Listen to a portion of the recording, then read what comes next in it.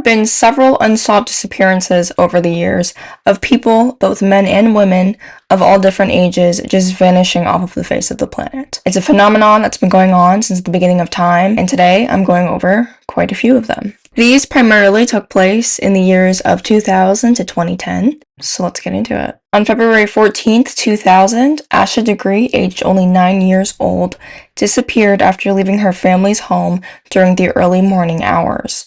She was from Shelby, North Carolina, and for reasons unknown, she packed a book bag and walked along North Carolina Highway 18 in heavy rain and wind. Several motorists reported seeing her, and when one driver attempted to approach her about 1.3 miles from her home, she left the roadside and ran into a wooded area. Her parents had discovered her missing later that morning, and she has not been seen since then. An extensive search had located some of her belongings near the area where she was last seen, and in 2001, her book bag was found buried at a construction site along Highway 18 in Morganton. A billboard now stands at the point where she entered the woods, and her family holds an annual walk from their home to the site to maintain public awareness of the case. Although early circumstances suggested the possibility that Degree had run away, investigators found no clear explanation for such an action and later concluded that she had been abducted after leaving her home. The case has received national media attention, and in 2015, the FBI joined state and county authorities in a renewed investigation and offered a reward for information leading to any kind of resolution. The details of the Asha Degree disappearance are incredibly strange. On February 13th, a Sunday, Asha and her sibling, they went to church from a relative's house and then returned home. Around 8 p.m. that night, both children went to bed in the room that they shared together, and almost an hour later, the power went out in the neighborhood after a nearby car accident. The power came back on at 12:30 a.m., at which time Harold, Asha's father, checked on his children and saw both Asha and O'Brien asleep in their beds. He checked again shortly before he went to bed at 2:30 a.m. on February 14th, and again saw both of them. Shortly afterwards, O'Brien, aged 10 at the time, recalls hearing Asha's bed squeak. He did not further rouse himself as he assumed she was merely changing positions in her sleep.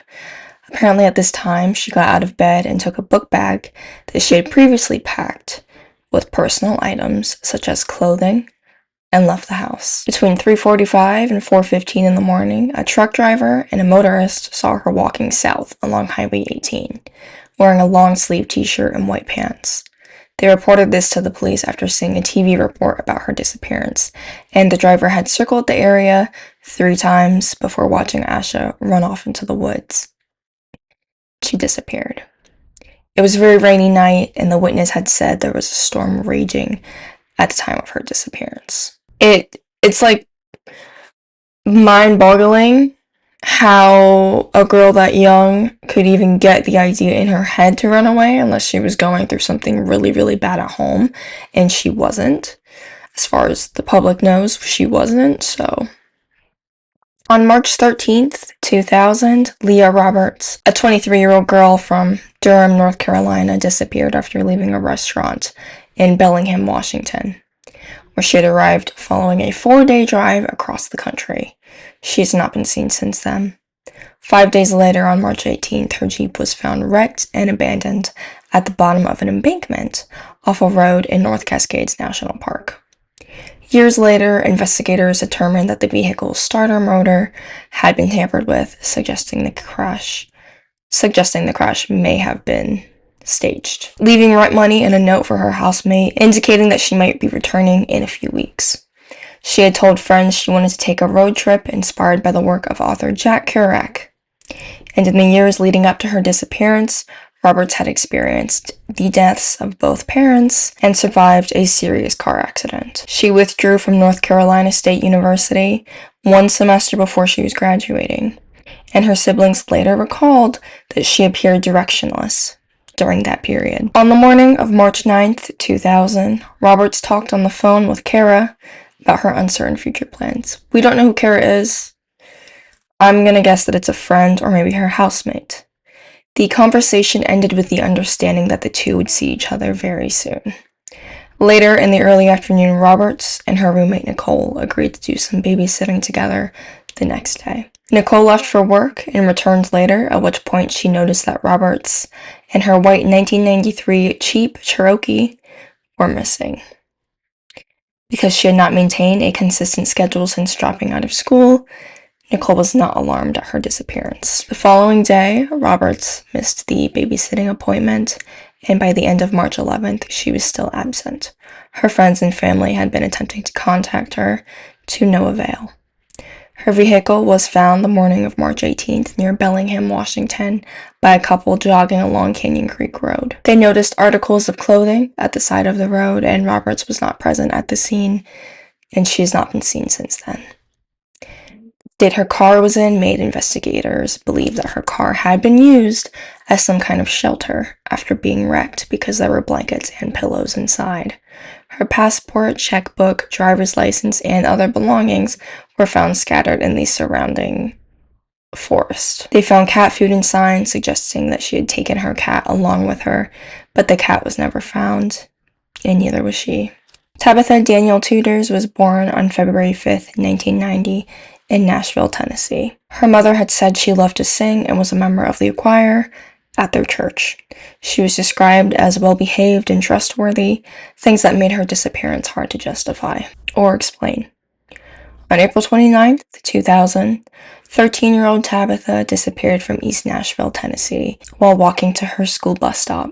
She was last seen that morning following her usual route toward 14th and Boscobel Streets, but she never boarded the bus and did not arrive at school. Her family reported her missing a few hours later into the day, and despite extensive searches and early witness reports, as well as later investigative searches, no confirmed evidence has been found to explain her disappearance, and we have no idea whether she's dead or alive. Tabitha's mother had left for work at 6:30 in the morning, and at approximately 7 a.m., her father woke her for school before leaving to go to work. She typically left the house at 7:50 to walk to her bus stop at 14th and Boscobel Streets, located about a block away, a route that only took a few minutes from her house to the bus stop. She usually only had to wait a brief wait at the bus stop, and she was reportedly carrying her report card, and of course, she had all A's. Neighbors reported seeing her walk the usual route. Her mother returned from work at about 1:30 p.m. and expected her daughter to arrive home around 4. Because Tabitha was never late, her mother became concerned when she did not come home and went to the bus stop to look for her. When she did not find her there, she went to the school where she learned that Tabitha had not been on the bus and had not been in any of her classes that day. Her father arrived home at around 5 p.m., and her parents contacted the police around 6. Unfortunately, the only thing to come from this case was the knowledge that several sex offenders lived near Tabitha at the time of her disappearance. But other than that, multiple large search efforts have been completed, but nothing ever came of them. Natalee Ann Holloway was a young girl born on October 21st, 1986, in Memphis, Tennessee. She was the first of 2 children born to her parents, and following the divorce of her parents at a young age, she was raised in Clinton, Mississippi, with her mother. Holloway graduated with honors in 2005, and she was a member of the National Honor Society, as well as the school dance squad. She wanted to pursue pre-med. On May 26, 2005, Holloway and 124 graduates from her high school arrived in Aruba for a 5-day graduation trip. The teenagers were accompanied by 7 chaperones, and according to the chaperones, they had met with the students several times to make sure everything was okay. Holloway was last seen by her classmates around 1:30 a.m. on Monday, May 30th, as she was leaving a bar and a nightclub.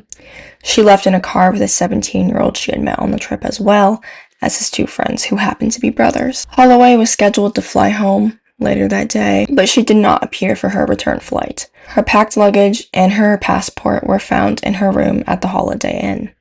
Aruban authorities had searched the waters of Aruba as well as on-ground searches, but nothing ever happened and nothing was ever found. However, on June 5th, Aruban police detained 2 security guards from the nearby Allegro Hotel on suspicion of murder and kidnapping. Authorities have never officially disclosed the reasons for their arrests, but because of claims to authorities from the 3 men she was last seen with, they may have been a factor in the arrests. Reports also indicated that the 2 former guards were known for cruising hotels to pick up women, and at least one of them has had a prior incident with the police. They were both released on June 13th with no charges to their name. On June 9th, the 3 men, the friend and the brothers, were arrested on suspicion of kidnapping and murder of Holloway. One of the men had admitted that something bad had happened to the young woman, and he then led police to the scene. The next morning, a spokesperson had noted that they were in a very critical and important moment of the investigation. On July 4th, the Royal Netherlands deployed 3 F-16s equipped with infrared sensors to aid in the search, but results came up empty. It was later revealed by one of the 3 men, Jordan van der Sloot, that Holloway had wanted to have sex with him, but he refused because he didn't have a condom. He stated that she wanted to stay at the beach, but he left her there because he had school in the morning. Later, he admitted that he felt guilty for doing so, even before her disappearance. Several arrests have been made in her name since then, but currently, Jordan van Sloot is in prison serving 48 years for her murder, maybe, and another murder he committed. No remains of Natalee have ever been found. No belongings of Natalee, other than those in her hotel room, have ever been found, and she was declared officially dead in 2012. Brian Randall Schaefer was born on February 11th, 1979, and had grown up in Ohio. He graduated from the local high school in 1997 and went to Ohio State University for undergrad. 6 years later, he graduated with a graduate degree in microbiology. He was in love with another student he had met at school, and she and his family believed he was going to propose on a trip they had planned later in 2006. However, on March 31st, classes at OSU ended for spring break. Schaefer and his father, Randy, celebrated the occasion by having a steak dinner earlier that evening. Schaefer's father noted that he seemed exhausted from having studied throughout the night earlier in the week, cramming for exams. He did not think his son would go out with a friend later that night, even though he had originally agreed to do so, but he in fact did go. At 9 p.m., Schaefer met his friend, William Florence, at a bar in the South Campus Gateway Complex on High Street in Columbus. An hour later, Schaefer called his girlfriend, who had returned home to visit her family before she and Schaefer were scheduled to depart for Miami. Schaefer and Florence went bar hopping, and at each stop, they each had a shot of hard liquor. After midnight, they met up with a female friend. She had given them a ride back to the original bar they attended and joined them for a last round. Schaefer had separated from his friends while the 3 were there and was last seen on security footage at around 2 a.m. Florence and the friend, Meredith Reed, attempted to find Schaefer, repeatedly calling him. They left with other patrons when the bar closed at 2 a.m., waiting outside for their missing friend. When he was not among the departing crowd, they assumed he had returned back to his apartment without letting them know. His girlfriend and his father tried to call him that weekend, but he didn't answer. On Monday morning, he missed the flight he had scheduled long before, and Brian was then reported missing to the police. Police had begun their search at the original bar he and his friend partied at, and the last place he was ever seen. The area surrounding the bar was known to be high crime, so police had installed security cameras in the bar and the surrounding buildings. They reviewed the footage, which showed Schaefer, Florence, and Reed going up an escalator to the bar's main entrance at 1:15 a.m., and he was last seen outside the bar at 1:55. Talking to 2 young women before saying goodbye, moving off of camera.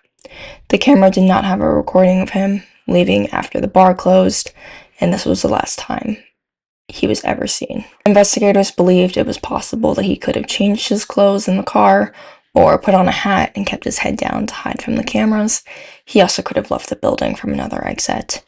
And a service store, not used by the public, was not far from where he was last seen. No cameras showed any trace of him or proof of life.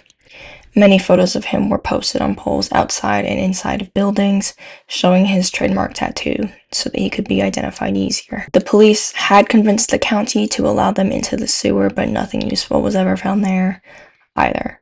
His car was still parked near the bar, and inside nothing appeared suspicious. After searching several miles away from the bar, And still finding absolutely nothing, police and investigators began to believe that because his mother had passed only months before, maybe he wanted solitude to grieve. No other reasons appeared for him to be missing. Those who had seen Schaefer earlier in the night were asked to take polygraph tests, and everyone agreed except Florence.